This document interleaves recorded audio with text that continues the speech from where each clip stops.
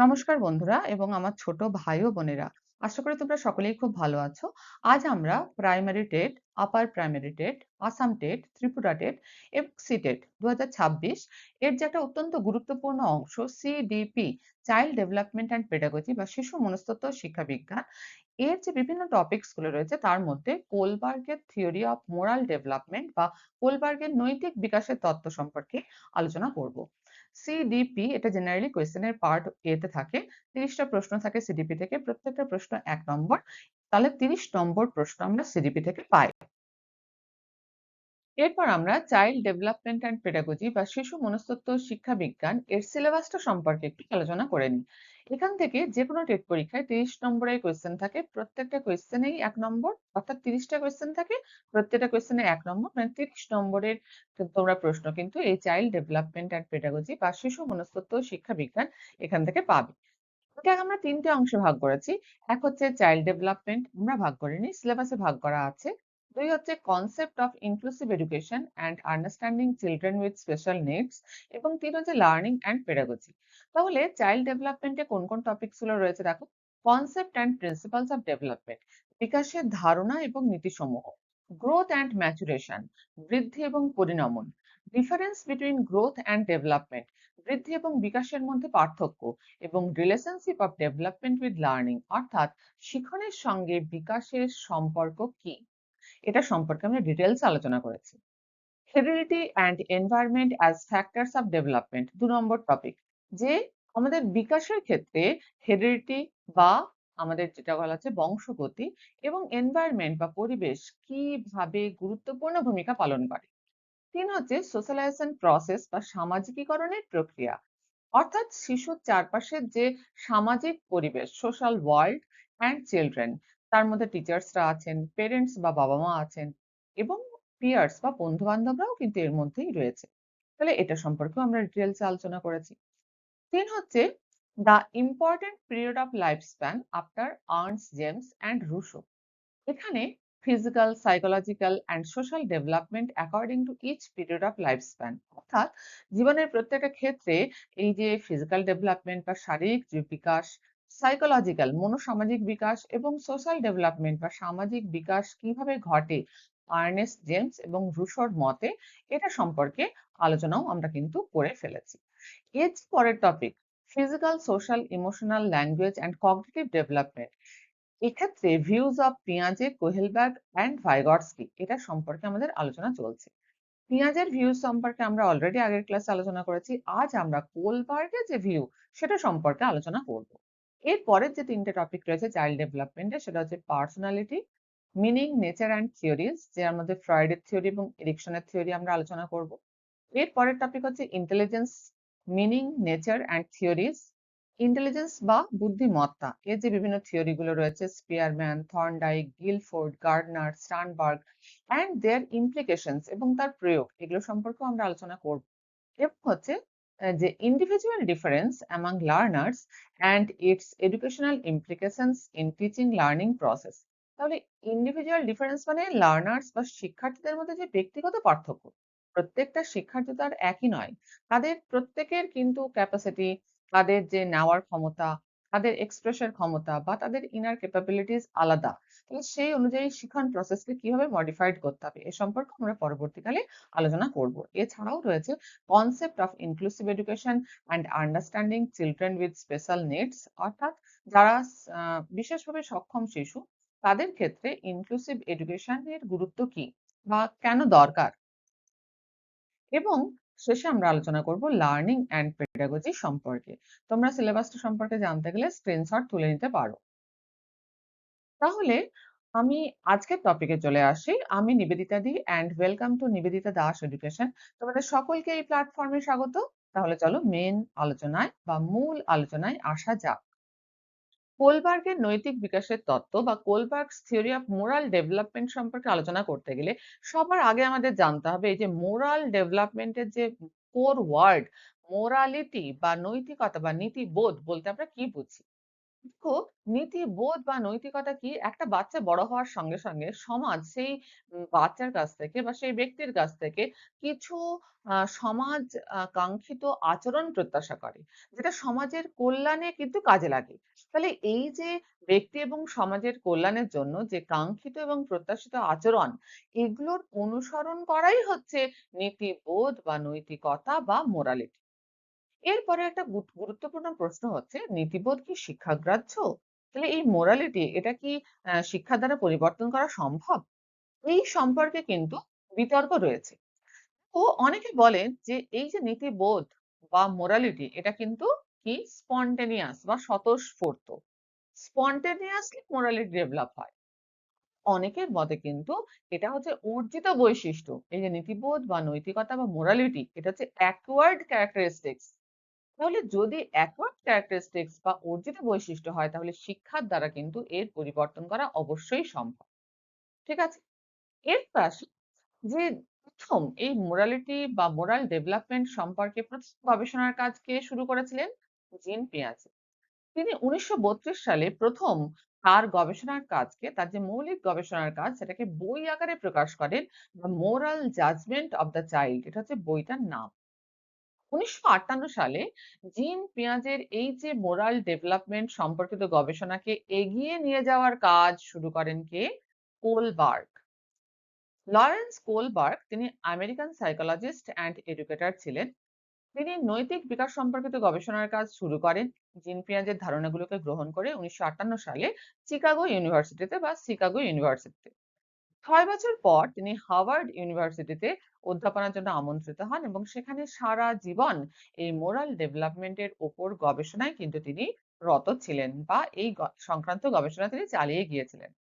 ১৯৬৯ সালে 1969 কোলবার্গ তার প্রথম গবেষণাপত্র প্রকাশ করেন এবং আরো কিছুদিন পর ১৯৮১ এবং ১৯৮৪ 1981 এবং 1984 এ কোলবার্গ তার তত্ত্বকে আরো ব্যাখ্যা করে প্রবন্ধ আকারে কিন্তু প্রকাশ করেন। ১৯৮৭ সালে কিন্তু কোলবার্গ আমাদের ছেড়ে চলে যান, অর্থাৎ পরলোক গমন করেন। লরেন্স কোলবার্গ কিন্তু একজন বিখ্যাত আমেরিকান মনোবিজ্ঞানী ছিলেন, যিনি তার নৈতিক বিকাশের তত্ত্বের জন্য বিশেষভাবে পরিচিত।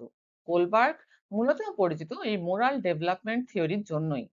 লরেন্স কোলবার্গ এর নৈতিক বিকাশ তত্ত্বে মোরাল ডেভেলপমেন্ট থিওরিতে কি বলা হয়েছে, যে কিভাবে ধীরে ধীরে বাচ্চাদের মধ্যে ভালো মন্দ এই যে বিচার করার ক্ষমতা, যেটা নৈতিকতা বা মোরালিটি বলছি বা নীতিবোধ বলছি, সেটা গড়ে ওঠে কিভাবে, এই সংক্রান্ত গবেষণাই করেছিলেন লরেন্স কোলবার্গ।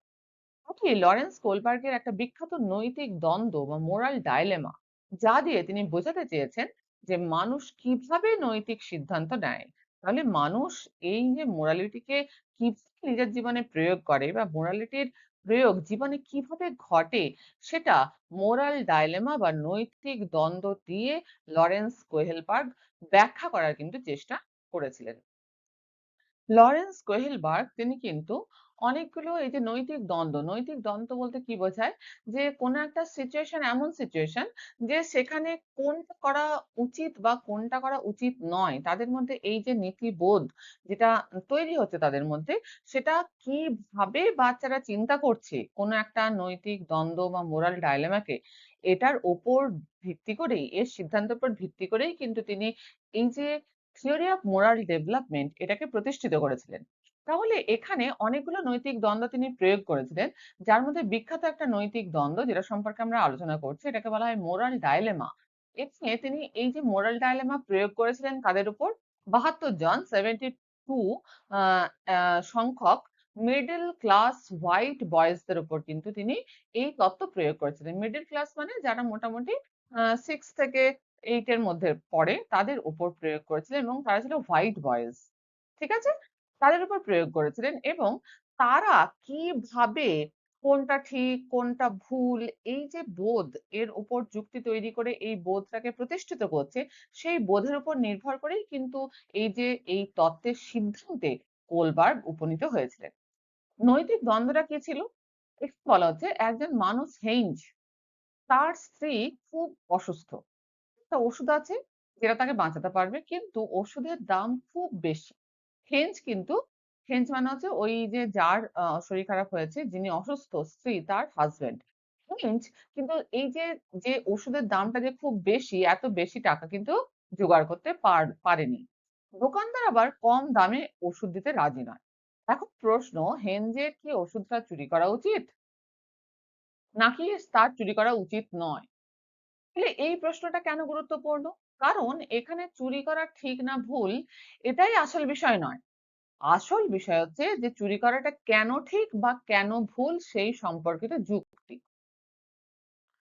কোলবার্গ তার যে এই যে নৈতিক দ্বন্দ্ব, এই যে নৈতিক দ্বন্দ্ব বা মোরাল ডায়লেমা সংক্রান্ত প্রশ্ন যেটা তিনি বিভিন্ন বয়সী বাচ্চাদের সামনে উপস্থাপন করেছিলেন, সেটাকে কিভাবে ব্যবহার করেছেন? এই যে বিভিন্ন বয়সী বাচ্চারা এই যে নৈতিক দ্বন্দ্ব সংক্রান্ত প্রশ্নের উত্তর কিভাবে দিয়েছে? কিভাবে তারা কোন যুক্তির মাধ্যমে কোনটা ঠিক, কোনটা ভুল এই জায়গাটা প্রতিষ্ঠিত করেছে তার উপরে কিন্তু কোলবার্গ তার মোরাল ডেভেলপমেন্ট থিওরি প্রকাশ করেছেন। তাহলে এই যে মোরাল ডায়লেমা বা নৈতিক দ্বন্দ্ব সংক্রান্ত প্রশ্নের উত্তরের মাধ্যমে তিনি দেখিয়েছেন যে মানুষের নৈতিক চিন্তা কোন স্তরে আছে। ঠিক আছে? তিনি তার এই যে থিওরি বা তার তত্ত্বে মোরাল ডেভেলপমেন্ট বা নৈতিক বিকাশকে ৩ টে পর্যায় এবং ৬ টা স্তরে ভাগ করেছেন। তারমানে ৩ টে পর্যায় কি, কি? প্রথম হচ্ছে প্রাক প্রচলিত পর্যায় বা এটাকে বলা হয় প্রি কনভেনশনাল লেভেল। ২ হচ্ছে প্রচলিত পর্যায় বা কনভেনশনাল লেভেল এবং ৩ হচ্ছে উত্তর প্রথাগত পর্যায় বা পোস্ট কনভেনশনাল লেভেল। তাহলে প্রাক প্রচলিত পর্যায় বা প্রি কনভেনশনাল লেভেল বলতে তিনি কি বুঝিয়েছেন? যে বাচ্চারা যখন এই যে মোরাল ডায়লেমা বা নৈতিক দ্বন্দ্বটা তাদের কাছে যখন উপস্থাপিত করা হলো যে হেইঞ্জ তার স্ত্রী ভীষণ অসুস্থ। তার চিকিৎসার জন্য ওষুধ চায়। ওষুধটার দাম অত্যন্ত বেশি। এত টাকা হেইঞ্জের কাছে নেই।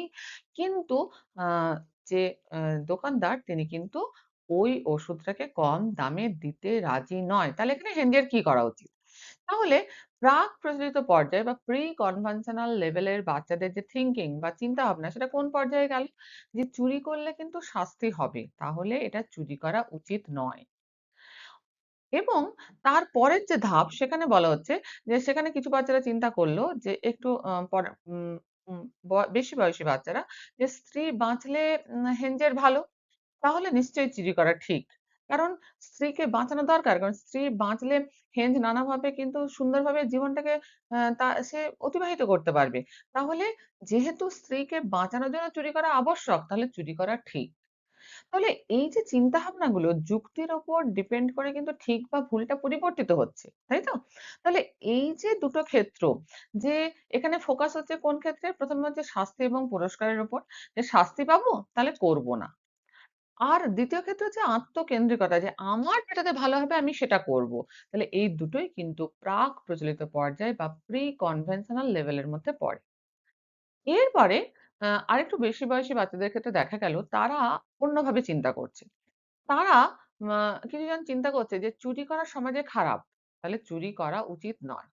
তাহলে সমাজে খারাপ মানে কি? সমাজের অন্যান্য ব্যক্তিদের মতামত তার কাছে গুরুত্বপূর্ণ। তাহলে যেখানে দেখা যাচ্ছে যে অন্যদের মতামতের উপর নির্ভর করে কোনো সিদ্ধান্ত নেওয়া হচ্ছে, তাহলে সেটা কিন্তু এই প্রচলিত পর্যায়ে বা কনভেনশনাল লেভেল এর মধ্যে পড়ছে। আবার কিছু ক্ষেত্রে দেখা যাচ্ছে যে বাচ্চারা সমাজের নিয়ম মেনে কাজ করা এর উপর গুরুত্ব দিচ্ছে এবং এই এর উপর ভিত্তি করে কিন্তু যেকোনো বিষয়ে সিদ্ধান্ত নিচ্ছে। যে ভালো স্বামী হলে তার উচিত বা কর্তব্য হচ্ছে স্ত্রীকে বাঁচানো। এটা সমাজের নিয়ম। তাহলে তার চুরি করা উচিত।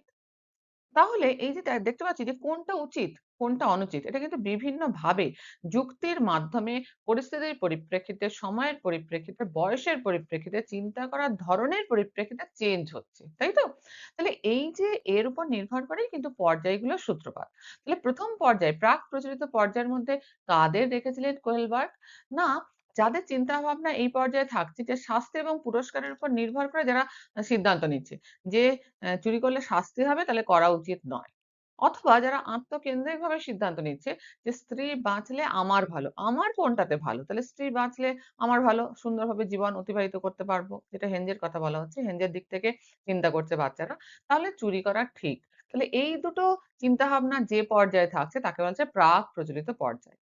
এরপরে বলা হলো যে অন্যদের মতামতের উপর নির্ভর করে যখন সিদ্ধান্ত নেওয়া হচ্ছে যে চুরি করা সমাজে খারাপ, সমাজে মানে অন্যান্য মানুষদের চোখে, তাহলে এটা করা উচিত নয়। অথবা সমাজের নিয়মের উপর নির্ভর করে যখন সিদ্ধান্ত নেওয়া হচ্ছে যে সমাজের নিয়ম কি? যে ভালো স্বামী হওয়া।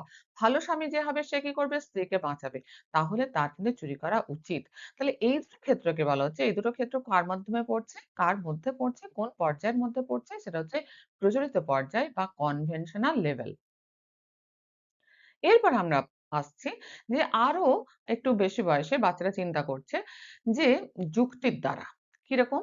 যে জীবন বাঁচানো কিন্তু আইনের চেয়ে বেশি গুরুত্বপূর্ণ। আমি চুরি করছি মানে আইনের চোখে ভুল করছি। কিন্তু চুরি করে কি হচ্ছে ওষুধটা চুরি করে সেই ওষুধটা স্ত্রীকে দিয়ে স্ত্রীর জীবনটা বাঁচানো যাচ্ছে। তাহলে এই জীবন বাঁচানোটা কিন্তু আইনের থেকে বেশি গুরুত্বপূর্ণ। তাহলে এখানে যুক্তি কাজ করছে। তাহলে নিশ্চয়ই চুরি করা ঠিক। চুরি করে যদি কেউ চুরি করে ওষুধ চুরি করে নিজের ওয়াইফের জীবন বাঁচায় তাহলে এখানে চুরি করাটা কিন্তু ভুল বলে গণ্য করা যায় না। তাহলে এভাবেও যুক্তি আসছে। এবং বিবেকের ধারায় যারা সিদ্ধান্ত নেয় তাদের ক্ষেত্রে যুক্তি হচ্ছে যে আইন সবার জন্য। তাই ভাঙা উচিত নয়। যদিও এটা পেইনফুল হতে পারে। Even if painful. তাহলে এইভাবে যারা সিদ্ধান্ত নেয় তারা বিবেকের বশবর্তী হয়ে সিদ্ধান্ত নেয়। তাহলে এ দুটো ক্ষেত্রে আ মোরাল ডেভেলপমেন্ট যে স্তরে রয়েছে তাকে বলা হচ্ছে যে পর্যায়ে রয়েছে তাকে বলা হচ্ছে উত্তর প্রচলিত পর্যায় বা পোস্ট কনভেনশনাল লেভেল। ঠিক আছে? আসলে আমরা এখান থেকে কি দেখতে পেলাম? এই যে আমরা কোলবার্গের যে বিস্তৃত তিনি যেভাবে গবেষণা করেছিলেন বাচ্চাদের উপর মোরাল ডাইলেমা প্রয়োগ করে সেটাকে বিচার বিশ্লেষণ করে আমরা কি সিদ্ধান্তে এলাম? যে এর থেকে মূল শিক্ষা এটাই পাওয়া গেল যে একটাই ঘটনার জন্য ভিন্ন, ভিন্ন মানুষ মানে আলাদা, আলাদা মানুষের কিন্তু ভিন্ন, ভিন্ন যুক্তি হতে পারে। যে কোনটা ঠিক কোনটা ভুল সেটা বিচার করার ক্ষেত্রে যুক্তি ভিন্ন, ভিন্ন হতে পারে ভিন্ন, ভিন্ন মানুষের ক্ষেত্রে। তাহলে সঠিক উত্তর কিন্তু এমন নয় যে এটাই সঠিক। যুক্তির পরিপ্রেক্ষিতে কিন্তু সঠিক এবং আ ভুল এটা কিন্তু ভিন্ন হতে পারে। তাহলে এখানে গুরুত্বপূর্ণ কোনটা? সেটা হচ্ছে যুক্তি বা রিজনিং এটাই হচ্ছে এখানে সবচেয়ে গুরুত্বপূর্ণ বিষয়। তাহলে দেখা গেল লরেন্স কোহেলবার্গ তার বিখ্যাত যে মোরাল ডাইলেমা বা নৈতিক দ্বন্দ্ব কাদের উপর প্রয়োগ করেছিলেন? যে ৭২ জন লোয়ার মিডল ক্লাস হোয়াইট বয়েজদের উপর প্রয়োগ করলেন এবং তিনি দেখলেন যে বিভিন্ন বয়সে বাচ্চারা কিভাবে তারা ঠিক বা ভুল সম্পর্কে সিদ্ধান্ত নেয়। এটা সম্পর্কে বিস্তৃত বিচার বিশ্লেষণ করার পর তিনি তার যে তত্ত্বের সিদ্ধান্তে উপনীত হলেন এবং লরেন্স কোহেলবার্গ তার নৈতিক বিকাশকে ৩ টে পর্যায় বা লেভেল এবং ৬ টা স্তর বা স্টেজে ভাগ করলেন। তার মধ্যে ১ম পর্যায় কি প্রাক প্রচলিত পর্যায় বা প্রি কনভেনশনাল লেভেল। এই যে পর্যায় এটাকে কিন্তু ২ টো স্তর এ ভাগ করেছেন। ১ম স্তর এবং ২য় স্তর। ব্যাপারটা কি? সাধারণত ছোট শিশুদের মধ্যে কি দেখা গেল যে তারা বিচার করছে কিভাবে? শাস্তি এবং পুরস্কার অনুযায়ী। তাই তো? তাহলে বাচ্চারা ভাবছে যে আচ্ছা এটা করলে আমরা শাস্তি পাবো, তাহলে এটা করব না। তাহলে এটা ভুল। যেটা শাস্তি পাবো সেটা ভুল। যেটা যেখানে আমরা প্রশংসা পাবো সেটা হচ্ছে ঠিক। তাহলে এই যে শাস্তি এবং আনুগত্যের উপর নির্ভর করে কিন্তু দেখা যায় ১ম যে মোরালিটির যে ১ম স্তর, নৈতিকতার ১ম স্তরে কিন্তু যে কেউ সিদ্ধান্ত নেয়। তাহলে এটাকে বলা হচ্ছে কি মোরালিটির ১ম পর্যায়ের ১ম স্তর। যে বাচ্চারা সিদ্ধান্ত নিচ্ছে যে এটা করলে আমি শাস্তি পাবো, তাহলে এটা করব না। এটা করলে আমি পুরস্কৃত হব, তাহলে এটা আমরা করব। ঠিক আছে? মোরালিটির যে ১ম পর্যায়ে যে ২য় স্তর, প্রাক প্রচলিত পর্যায় বা প্রি কনভেনশনাল লেভেলের ২য় স্তরে বাচ্চারা কিভাবে সিদ্ধান্ত নেয়? তারা কিন্তু ইন্ডিভিজুয়ালিজম এবং এক্সচেঞ্জ এর উপর তারা সিদ্ধান্ত নেয় যে আমার কি লাভ? ব্যক্তিগতভাবে আমি কিভাবে লাভবান হব? বা তারা পুরস্কারের জন্য কিন্তু কাজ করে। যে আমার লাভ কি? এটা চিন্তা করে তারা কিন্তু এই স্তরে কাজকর্মগুলো করে বা সিদ্ধান্ত নেয়। এটা হচ্ছে প্রাক প্রচলিত পর্যায়ের ২য় স্তর যেখানে বাচ্চারা সিদ্ধান্ত নিচ্ছে ইন্ডিভিজুয়ালিজম এবং এক্সচেঞ্জ এর উপর নির্ভর করে। আমি কাউকে কিছু দেব, তাহলে সেও আমাকে কিছু দেবে। তবেই আমি তাকে সেটা দেব। তাই তো? আমার এখানে কি উপকার হচ্ছে? আমি বাবার সঙ্গে বাজারে যাব। আমি চকোলেট যদি আমাকে দাও তবে আমি বাজারে যাব। তাহলে কি এখানে ব্যক্তিগত লাভ আমার রয়েছে। তাহলে এইভাবে তারা ঠিক ভুলকে বিচার করছে বা মোরালিটির যে নৈতিকতা বোধ তাদের মধ্যে বিকশিত হচ্ছে। লরেন্স কোহেলবার্গের নৈতিক বিকাশের যে ৩টে পর্যায় এবং ৬টা স্তরের মধ্যে প্রথম পর্যায় যেটাকে আমরা বলছি যে প্রথাগত পর্যায় বা প্রি কনভেনশনাল লেভেল এবং তার যে ২টো স্তর সেটা সম্পর্কে আলোচনা করলাম। এরপর আসছে ২য় পর্যায় যেটাকে বলা যায় প্রচলিত পর্যায় বা কনভেনশনাল লেভেল। যখন বাচ্চারা একটু বড় হয়, কিশোর এবং প্রাপ্তবয়স্কদের মধ্যে কিন্তু এই ধরনের নীতিবোধ লক্ষ্য করা যায়। এখানে তারা কিভাবে বিচার করে? সমাজের নিয়ম এবং অন্যান্যদের মতামত অনুযায়ী। দেখা যায় যে মোরালিটির যে 3rd স্টেজ যেটাকে বলা হচ্ছে ৩য় স্তর, যেটা কিন্তু প্রচলিত পর্যায় বা কনভেনশনাল লেভেলের মধ্যে পড়ছে। সেখানে বাচ্চারা ভালো ছেলে বা ভালো মেয়ে হয়ে কিন্তু কাজ করতে পছন্দ করে। মানে ভালো ছেলে বা ভালো মেয়ে হওয়ার জন্য তারা কাজ করে বা সেইভাবে সিদ্ধান্ত নেয়। Good boy or good girl মানে অন্যদের খুশি রাখার জন্য কাজ করে। যখন তারা দেখে যে আমি এটা করলে বাবা আমাকে গুড বয় বলবে বা গুড গার্ল বলবে, তখন তারা কিন্তু সেটাই করবে। তাহলে এইভাবে তাদের নীতিবোধ এখানে নির্ধারিত হয়। ৪র্থ স্তরে দেখা যাচ্ছে যে আইন ও শৃঙ্খলা এবং অর্ডার সমাজের যে নিয়ম এবং নিয়ম-কানুন ইত্যাদি মেনে চলা জরুরি, এটা ভেবে কিন্তু বাচ্চারা সিদ্ধান্ত নেয় যে সমাজের নিয়ম কি? তাহলে সেই অনুযায়ী আমাকে কাজ করতে হবে। নইলে কিন্তু এটা আ ভুল হবে। সমাজের নিয়ম যেটা সেই অনুযায়ী কাজ করাটাই ঠিক। এইভাবে তাদের মধ্যে নীতিবোধ বিকশিত হয়। তাহলে এটা ৪র্থ স্তরের মধ্যে পড়ছে। কোহেলবার্গের যে মোরাল ডেভেলপমেন্ট থিওরির ৩য় পর্যায় সেটা হচ্ছে উত্তর প্রচলিত পর্যায় বা পোস্ট কনভেনশনাল লেভেল। এখানেও ২টো স্তর বা স্টেজ দেখা যায়। এখানে দেখা যায় যে উত্তর প্রচলিত পর্যায়ে আ অল্প মানুষই কিন্তু এই জায়গায় যেতে পারে। এখানে কিন্তু বিচার হয় ঠিক ভুলের বিচারটা কার মাধ্যমে হয়?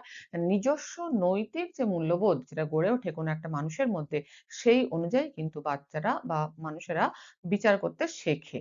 তাই তো? ৫ম স্তরে দেখা যাচ্ছে যে এই যে ৫ম স্তরের মোরালিটি নির্ধারিত হচ্ছে কার দ্বারা? নৈতিকতা নির্ধারিত হচ্ছে কার দ্বারা? এটা হচ্ছে কি যে মানুষের নিজস্ব বিচার বুদ্ধির দ্বারা। সামাজিক চুক্তি বা সোশ্যাল কন্ট্রাক্ট এটা কিন্তু সমাজের ভালোর জন্য। এবং এখানে সমাজের ভালোর জন্য এখানে আইন পরিবর্তন করা যেতে পারে। তাহলে এই যে বোধটা ডেভেলপ হয় কোন স্টেজ অফ মোরালিটিতে? 5th স্টেজ অফ মোরালিটিতে। যে সমাজের ভালোর জন্য যদি আইনের পরিবর্তন করার দরকার হয়, তাহলে অবশ্যই করা যেতে পারে। আইন অপরিবর্তনীয় নয়। আইন মানুষের জন্য এবং মানুষ এবং সমাজের ভালোর জন্য যদি আইনের পরিবর্তনের প্রয়োজন হয়, তাহলে অবশ্যই আইন পরিবর্তন করা যেতে পারে। এই মূল্যবোধ বা এই নৈতিকতা বা এই মোরালিটি ডেভেলপ হয় এই 5th স্টেজে এসে। পোস্ট কনভেনশনাল লেভেলের 5th স্টেজে এসে কিন্তু এই মোরালিটি ডেভেলপ হয়। এবং ৬ষ্ঠ স্তর বলা হচ্ছে এটা যে সার্বজনীন নৈতিক নীতি ইউনিভার্সাল এথিক্যাল প্রিন্সিপলস এর উপর কিন্তু উম এটা প্রতিষ্ঠিত। ন্যায়, সমতা এই নীতির ভিত্তিতে সিদ্ধান্ত নেওয়া। এই স্তরে খুব কম জনই উপনীত হতে পারে। যেমন আমাদের গান্ধীজির অহিংসা নীতি। তিনি যেমনই হোক, যে পরিস্থিতি হোক, যেমনই হোক, তার যে নীতি থেকে তিনি কখনো ভ্রষ্ট হননি। তাহলে এই যে নৈতিক যে নীতিবোধ বা ইউনিভার্সাল এথিক্যাল প্রিন্সিপাল একটা বিশ্বজনীন বা সার্বজনীন যে একটা প্রিন্সিপাল বা আ যেটাকে বলা হয় নীতিবোধ, একে প্রাধান্য দিয়ে সবসময় চলা যে অহিংসা নীতির উপর চলতে হবে তো কোনো পরিস্থিতিতেই কিন্তু এর সঙ্গে কম্প্রোমাইজ করা যাবে না। এই ধরনের মোরালিটি বা নীতিবোধ ডেভেলপ হয় কিন্তু একদম শেষ স্তর যেটাকে আমরা বলছি 6th স্টেজ অফ মোরালিটি তে এসে যেটা হচ্ছে উত্তর প্রচলিত পর্যায় বা পোস্ট কনভেনশনাল লেভেলের মধ্যে পড়ে। তাহলে কোলবার্গের নৈতিক বিকাশের তত্ত্ব বা মোরাল ডেভেলপমেন্ট থিওরির মূল ধারণা কি পাওয়া গেল? যে যেকোনো মানুষের বা যেকোনো শিশুর ধীরে ধীরে ধাপে ধাপে কিন্তু মোরাল ডেভেলপমেন্ট ঘটে। কিভাবে? না ১ম এ কোনো একজন শিশু সবসময় চিন্তা করে, সিদ্ধান্ত নেয় কিভাবে ঠিক বা ভুলের নিজের লাভ দেখে। যে নিজের লাভ কোনটাতে হবে? আত্মকেন্দ্রিক হয় তারা। এরপর ধীরে ধীরে বোঝে যে সমাজের যেটা নিয়ম সেটা মেনে চলতে হবে এবং সেই অনুযায়ী ঠিক ভুলের সিদ্ধান্তটা নিতে হবে। তারপর ধীরে ধীরে দেখা যায় যে নৈতিক আদর্শের উপর ভিত্তি করে কিন্তু তারা ঠিক ভুলের সিদ্ধান্ত নিতে শেখে। যে কোনটা করা উচিত, কোনটা করা উচিত নয়। মানে মোরালিটি ডেভেলপ হয়। যেমন উদাহরণ দিয়ে বলা যেতে পারে, যদি কেউ জীবন বাঁচাতে ওষুধ চুরি করে, তাহলে আমরা ফার্স্ট এ যে দেখতে পাচ্ছি যে শিশুদের চিন্তাভাবনার মধ্যে আসছে যে চুরি করলে শাস্তি হবে, তাহলে এটা কিন্তু ভুল। যখন 4th স্টেজে বাচ্চা যাচ্ছে তখন সে দেখছে যে আইন ভাঙা সমাজের চোখে ঠিক নয়, তাহলে এটা ভুল। কিন্তু যখন 6th স্টেজে গিয়ে পৌঁছচ্ছে মোরালিটির, তখন সে বুঝতে পারছে জীবন বাঁচানোটা হচ্ছে গুরুত্বপূর্ণ। মানুষের জীবনের জন্যই কিন্তু হচ্ছে আইন। তাহলে সেক্ষেত্রে আইন পরিবর্তিত হতে পারে মানুষের স্বার্থে। তাহলে জীবন বাঁচানো যেহেতু গুরুত্বপূর্ণ, তাই এটা সঠিক। তাহলে এইভাবে আমরা দেখতে পাচ্ছি মোরালিটি ধীরে, ধীরে স্টেপ বাই স্টেপ ধীরে, ধীরে ডেভেলপ হচ্ছে। তাহলে এখানে গুরুত্বপূর্ণ কথা কি? যে সবাই সব ধাপে পৌঁছয় না। শিক্ষা, অভিজ্ঞতা, পরিবেশ সবই প্রভাব ফেলে। এই তত্ত্ব মূলত চিন্তাধারা ব্যাখ্যা করে, আচরণ নয়। তাহলে মানুষ কিভাবে চিন্তা করছে, চিন্তার প্যাটার্ন কিভাবে পরিবর্তিত হচ্ছে সেই ব্যাপারটাকেই ব্যাখ্যা করছে কে? কোলবার্গের নৈতিক বিকাশের তত্ত্ব। কোলবার্গের নৈতিক বিকাশের তত্ত্বের কিছু সমালোচনাও কিন্তু লক্ষ্য করা যায়। তিনি মারা যাওয়ার পর ১৯৮৭ সালে যখন তিনি মারা যান, তারপর কিন্তু এই সমালোচনাগুলো প্রবল আকার ধারণ করে।